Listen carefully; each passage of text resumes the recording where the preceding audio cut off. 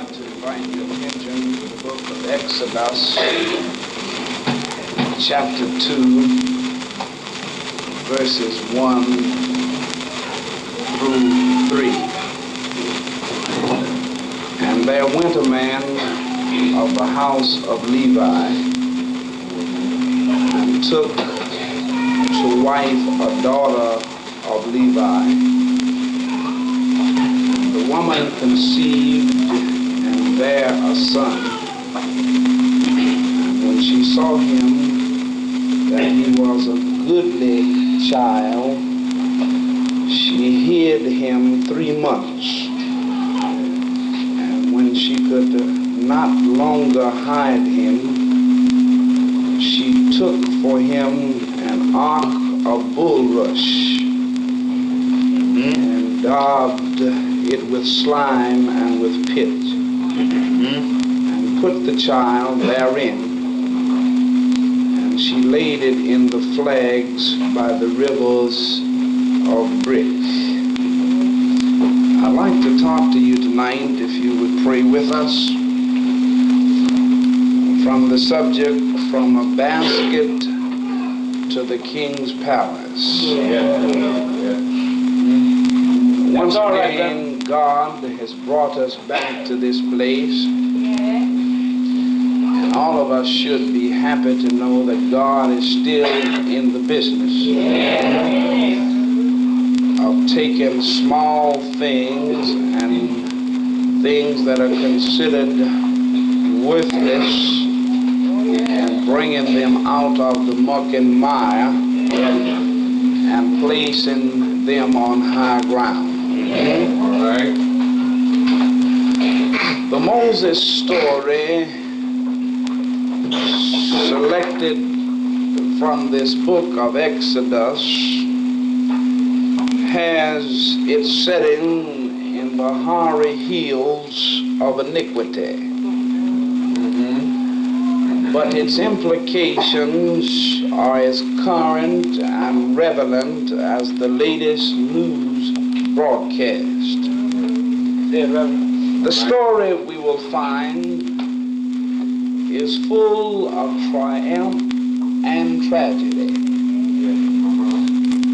According to human judgment,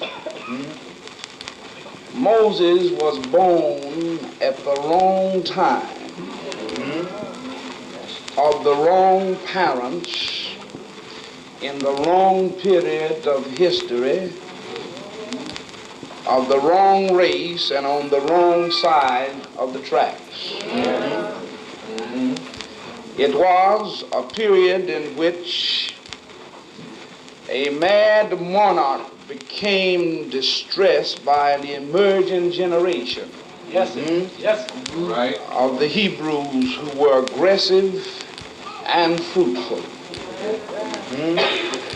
There was at this time what is called a population explosion. Take your time. As far as the Egyptians were concerned, they had in their minds that they are more and mightier than we are. Yes. All right. The slave population is growing dangerously large and powerful. The ghettos are spreading over our entire city. The birth rate of the Hebrews was so fantastic that it frightened the Egyptians. Yes. They imagined all sorts of things that they might do if ever they became strong and unified. All right. They worried about something vigorously known and identified as Hebrew power. You've heard that term before in our language, black power. That's it. That's it. The king did not have any economic, intellectual, social, or spiritual method of dealing with the situation. Yeah. his only plan was to violently liquidate the Hebrews. He was not a sophisticated modern man who knows how to curb slaves by social, political, and economic binds. Take your time and say it. He was not familiar with the polite method of throttling the ambitions of those who were popular. He did not understand, you see, the techniques of deharmonizing the disinherited. He did not understand how to tease and appease the slaves with tokeism. So he did the only thing he knew to do. All right. He launched out on a mission of murder. Take your time and say it. Moses emerges upon the scene during this hectic period. All right, Reverend. The king reasoned that it would be too risky to kill the adults. Listen, let him think. They are too great in number. And we could sustain great losses. We could get involved in a long, drawn-out war with the Hebrews. The ideal plan is infant murder, incorporated. We do not have the time nor techniques for any type of contraception, even if the Hebrew woman would be agreeable. Our attack will have to be upon the innocent male Hebrew children.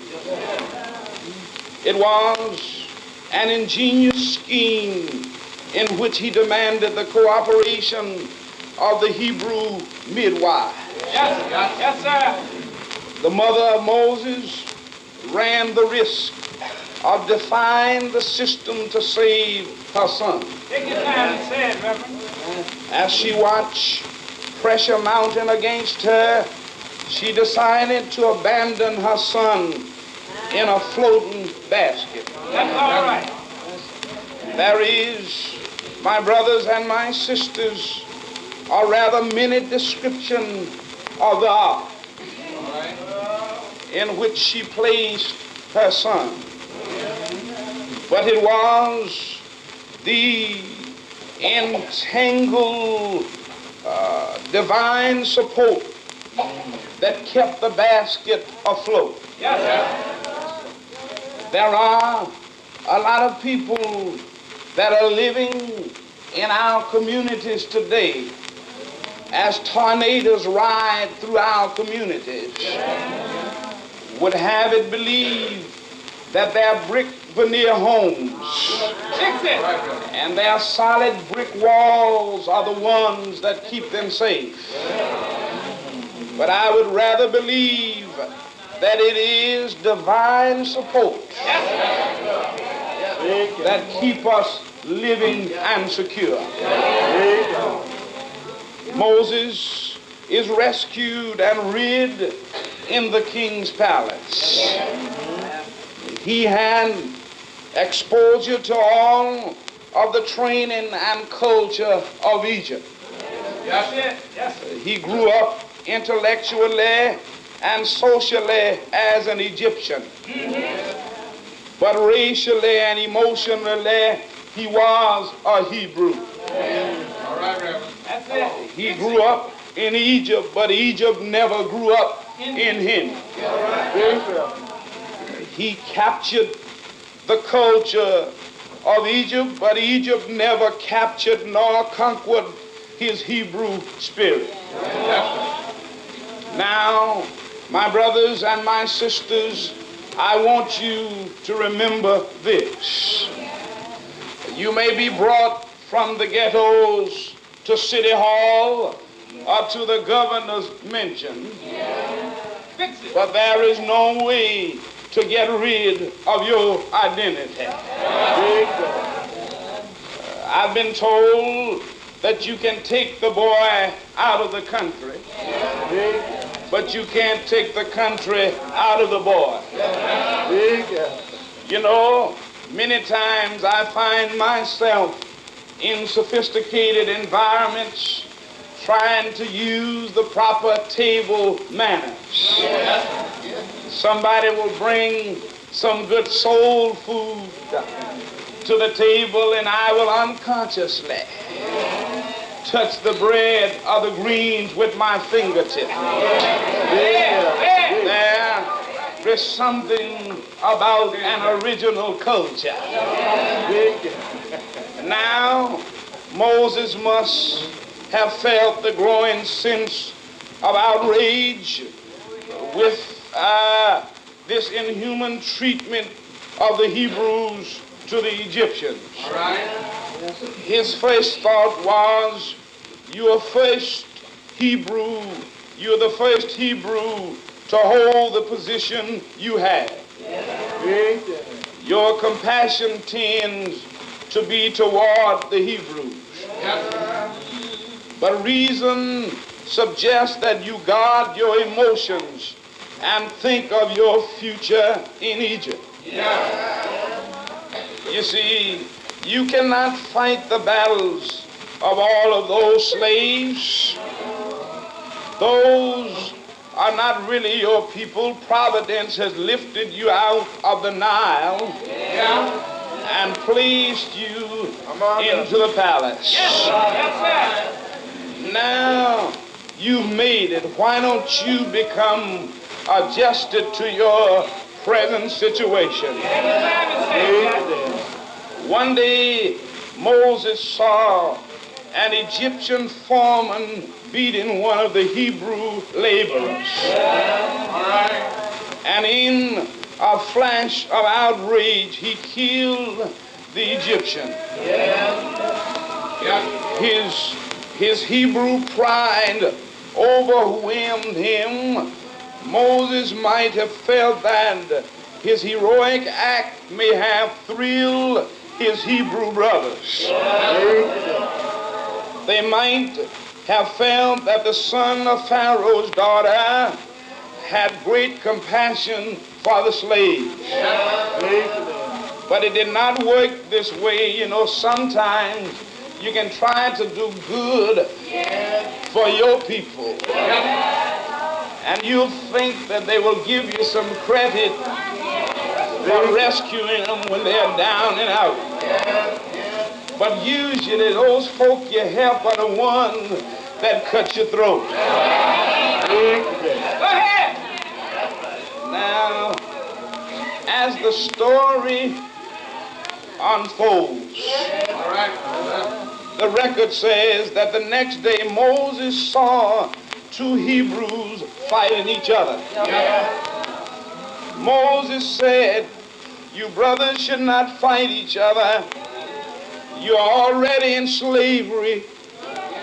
You're victims of a cruel system which is exploiting you. You should attempt to unify and rediscover your identity as children of God.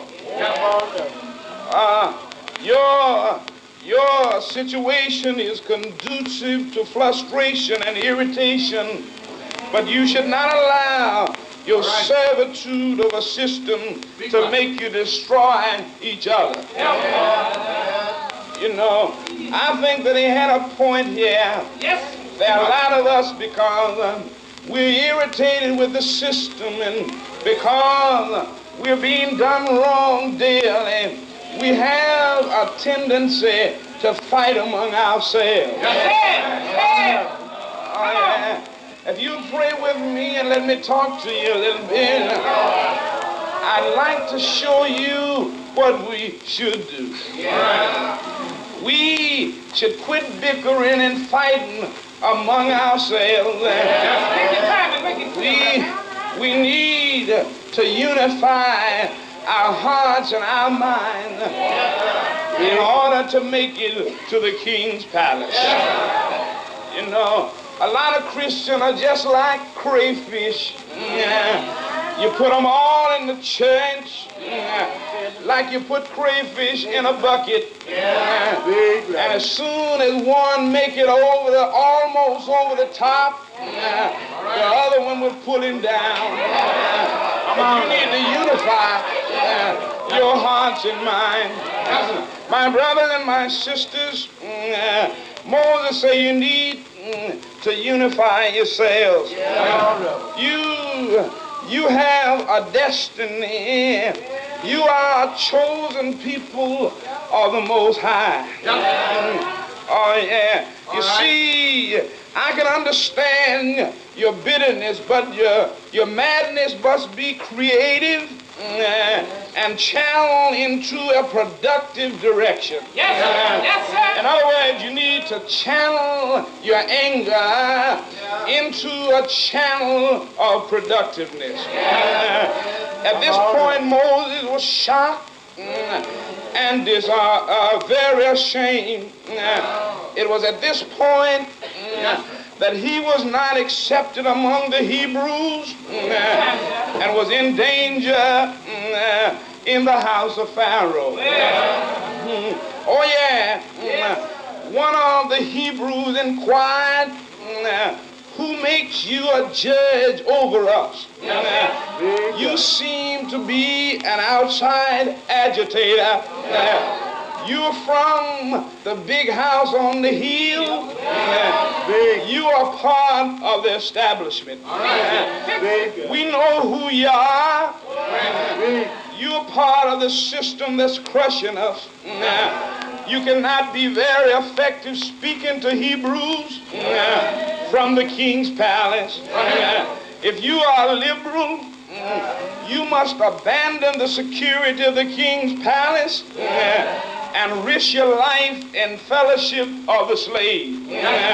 Besides this fact, you have a murder on your hands. So Moses flees from Egypt, not because of his faith in God, but out of fear for himself. An investigation by the king could be disastrous.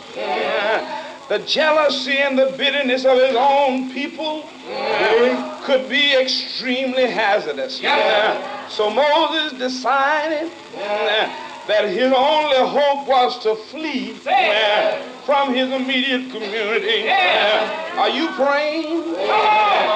Moses must have wondered how strange life can be. A palace-reared boy becomes a wonder in the wilderness. Oh yeah.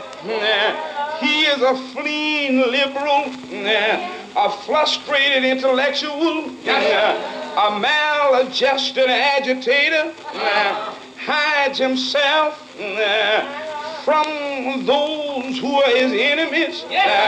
He leaves the king's palace and go to the backside of the desert. But sometime God will bring you down in order to get you ready to serve him.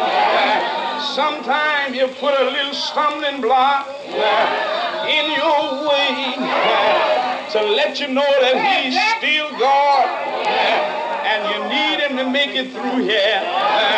My brothers and my sisters, Moses had a valid religion, but he had an Egyptian culture.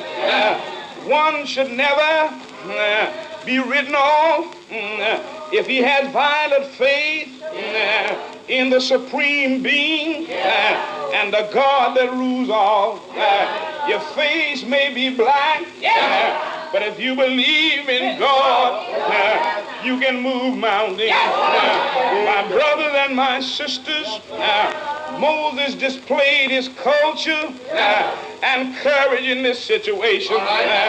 My brothers and my sisters tonight, you must remember you just need to be what you are. You need to practice what you preach. You need to practice what you sing, because God wants real people there. that's willing to run all the way. There, day after day, Moses could look at the shepherds abiding on the fields, but he had to stay on the rough side of the desert. Moses find by his acute sense of anger and injustice defended the girls in a bad situation and drove off the shepherds that were about to do him some harm. The way reached their father, and their father invited Moses to his home. So far, this story is not too religious. It is mostly violence and bloodshed. There is a religious side to it, though, and it gets to be theological. God had been watching Moses and had been impressed of him defying injustice. So one day the Lord spoke to Moses through a burning bush.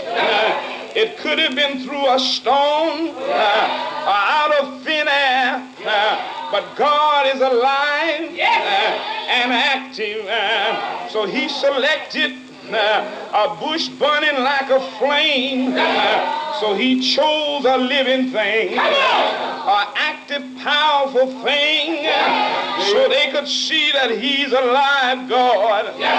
And he's alive today because he lives in my soul. If God is dead, I want to know the undertaker that took care of the private preparation.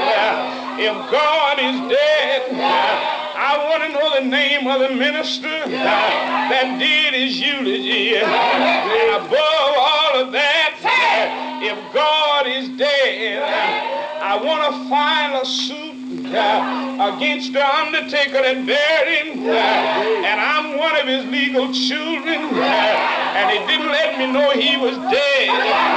If God is dead, I want to know why is it early this morning that he answered my prayer and he heard me before I could ask him for what I want. If God is dead, I want to know why. Now, this brings us to the body of our text. Moses, he said, here I am.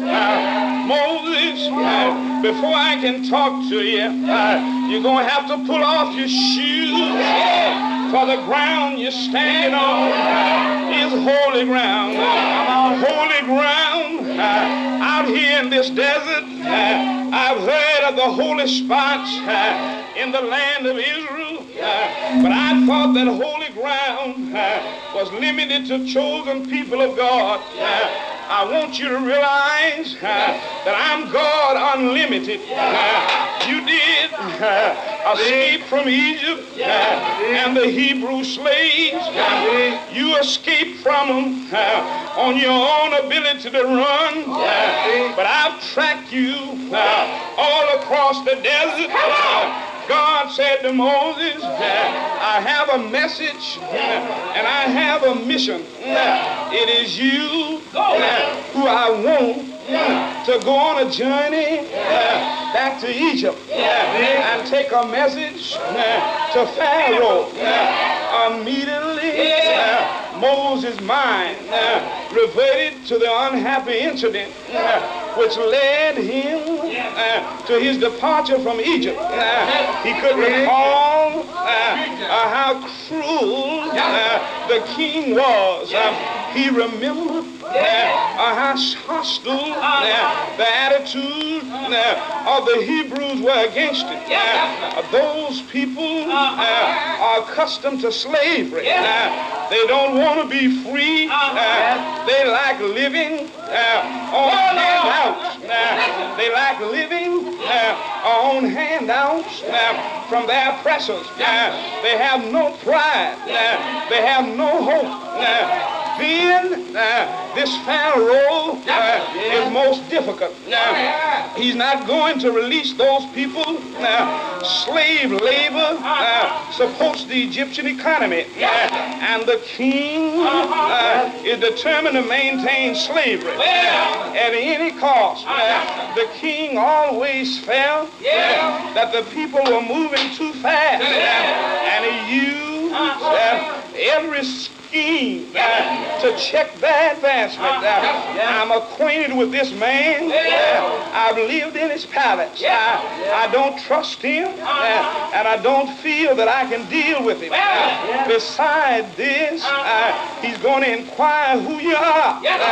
He's going to ask of your credentials. He's going to want you to identify yourself. Who shall I tell him sent me? I have credentials which I will present later. But you tell him I am that I am who sent you. The interpretation of my credentials will unfold in a series of events which shall follow. You leave my calling card on his desk.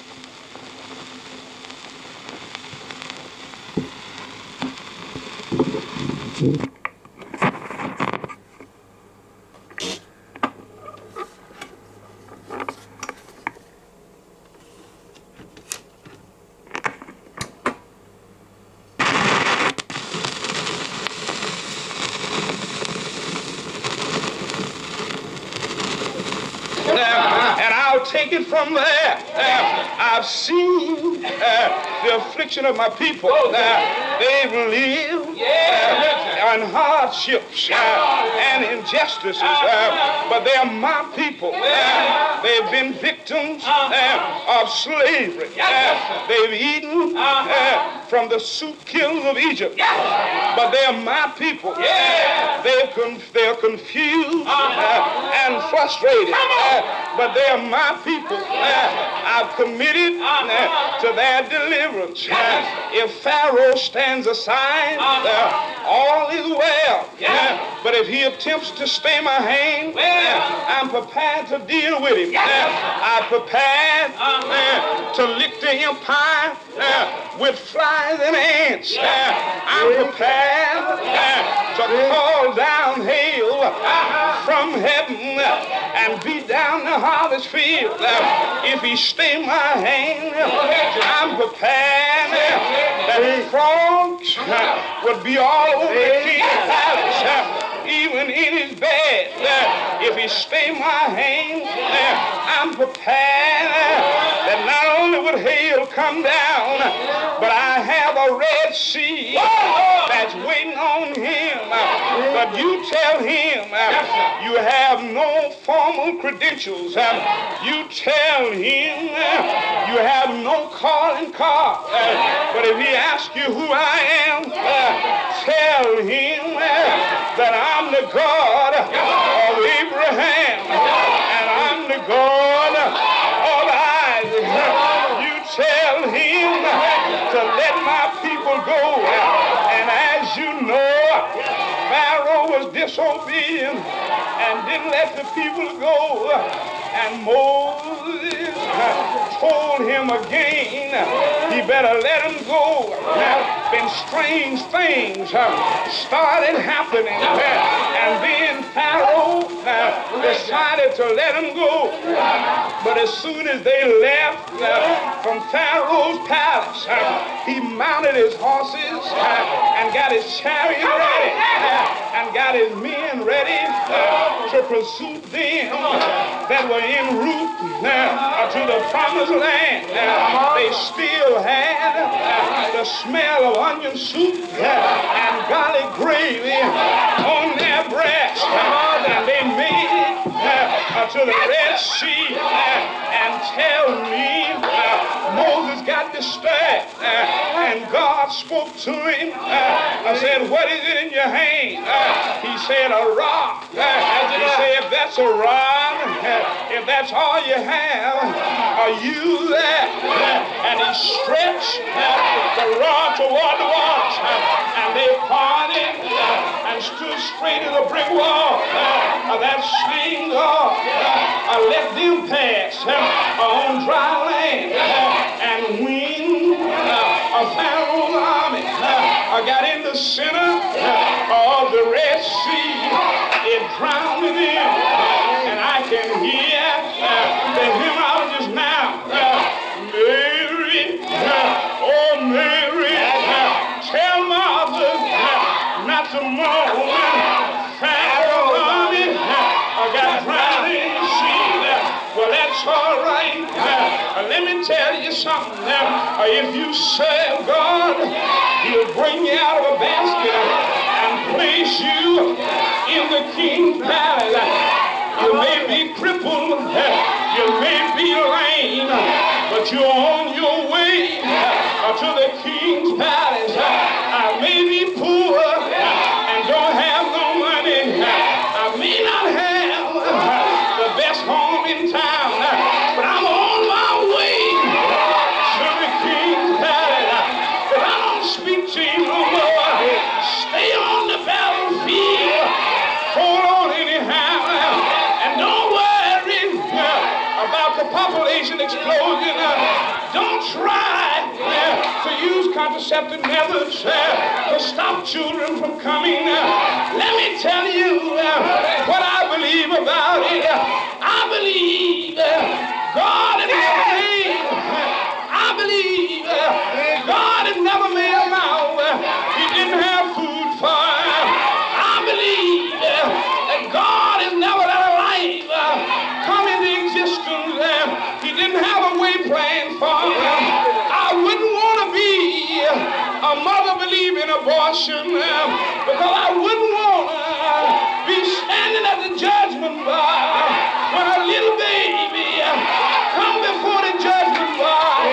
Say, I could have been a preacher, but you wouldn't let me. I could have been a missionary, but you wouldn't let me. I could have been a lawyer to plead somebody's case, but you wouldn't let me. When it's all over, can I look for you? I'll be somewhere listening for my name. If you miss me from singing around here,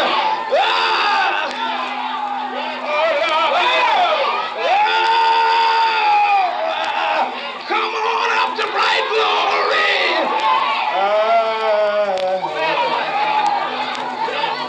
I'll be waiting up there.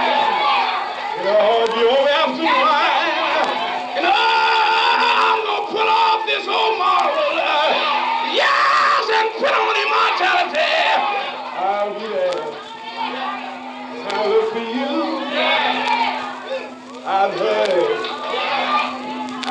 of the gold paved streets. I've heard of the long white roads. I've heard about angels ascending and descending. I've made up in my mind. I've heard of people talking such foolishness that's sitting on the right-hand side and sitting on the left-hand side. I've heard people talking about holding the door, but I'm not worried about that. I've made up in my mind. If I just make it in, yes, and sit down.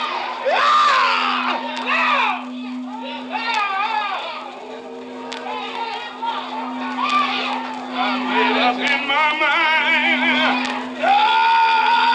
When it's all over, I want my crown.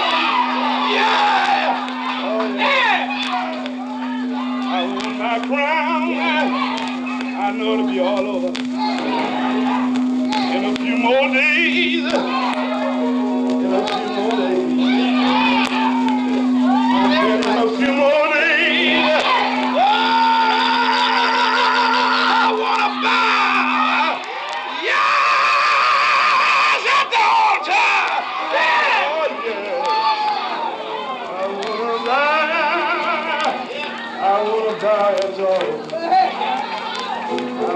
me back no more. If you beat me, I'm on my way. I'm on my way.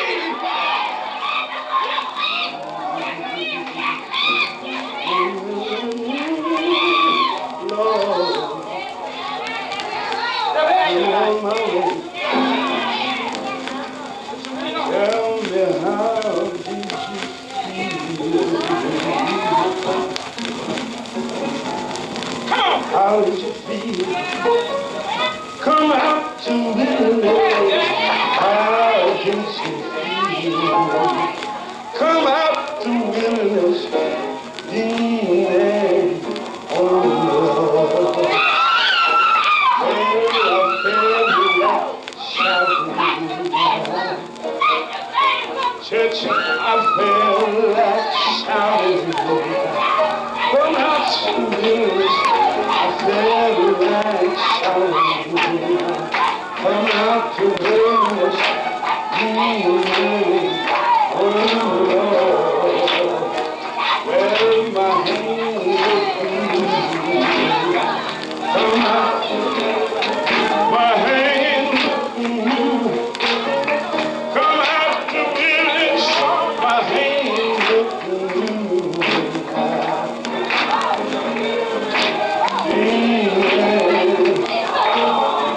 well, I felt like running. I felt like running. Oh, I felt like running.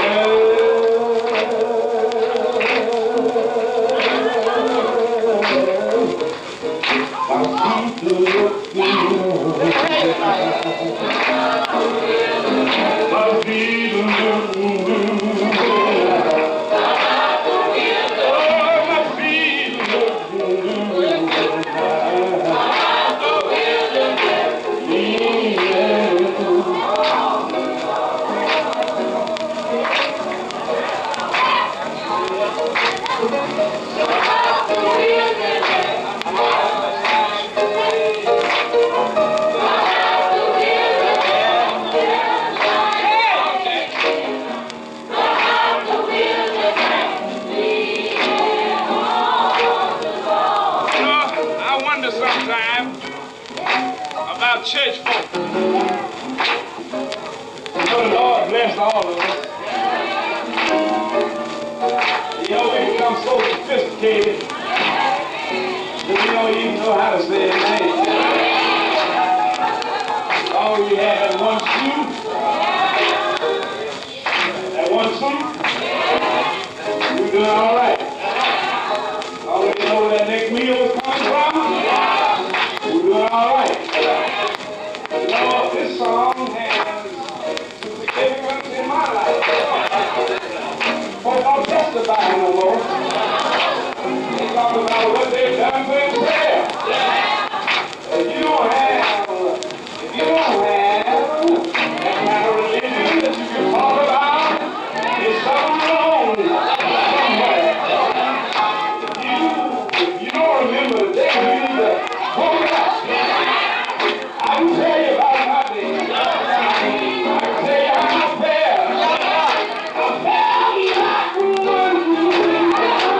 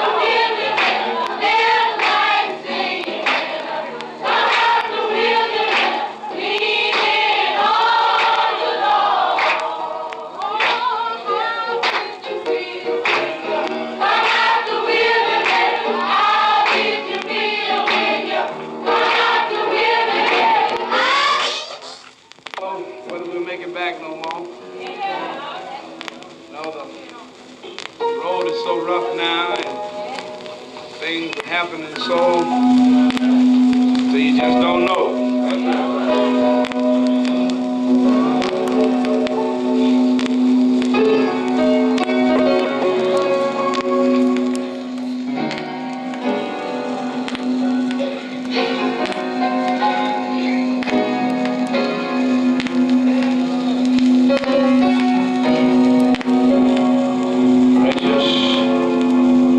Precious Lord,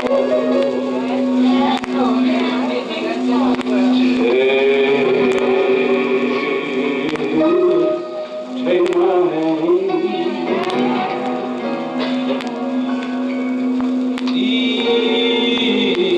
lead me on. Let me say this for you. Let me stand. Say it like you want it now. Have your way. Church, I'm tired.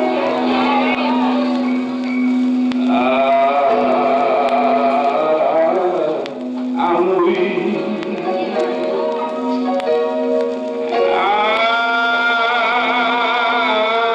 I'm worn through the storm. Say it, Jack. Say it. Through the night,